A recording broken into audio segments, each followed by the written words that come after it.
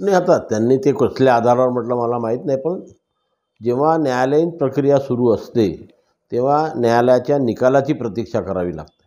आणि न्यायालयाच्या निकालाच्या पूर्वी अशा प्रकारचं वक्तव्य करणं म्हणजे कदाचित त्यांना निकाल माहीत झालेला असावा आणि जर तो लागलाही तर ओबीसी समाज त्याला विरोध करणार नाही.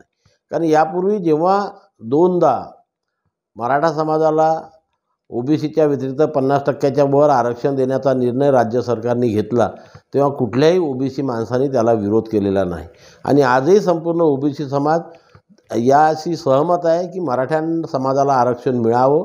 पण ते 50%च्या वर ओबीसीला जे काही 27% आरक्षण मिळतं त्यामधनं आरक्षण देता कामा नये, जे सरकारने सुद्धा मान्य केलेलं आहे आणि सरसकट कुणब्यांचे प्रमाणपत्र देण्यात येऊ नये. या दोन्ही मागणीवर आम्ही ठाम आहोत, सरकारही ठाम आहोत आणि म्हणून आम्ही आता फक्त सध्या वेट अँड वॉचच्या भूमिकेमध्ये आहोत की सरकारने या संपूर्ण ओबीसी समाजाला जे आश्वस्त केलेलं आहे आणि वारंवार आजही मुख्यमंत्री असो, दोन्ही उपमुख्यमंत्री असो किंवा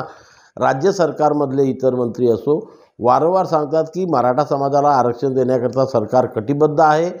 त्याच वेळेस ओबीसी समाजाच्या आरक्षणाला आम्ही धक्का लावणार नाही. ओबीसी समाजाला जे काही आरक्षण मिळतं त्याच्यातनं आम्ही मराठा समाजाला आरक्षण देणार नाही, सरसकट कुणब्यांचे प्रमाणपत्र देणार नाही. या दोन्ही बाबीवर सरकार ठाम आहे म्हणून आम्ही शांत आहोत, फक्त वेट अँड वॉचच्या भूमिकेमध्ये आहोत. परंतु त्याच वेळेस आम्ही ओबीसी समाजाच्या घराघरामध्ये जाऊन, वस्तीमध्ये जाऊन ओबीसी समाजाला तयार राहण्याकरता सांगतो आहे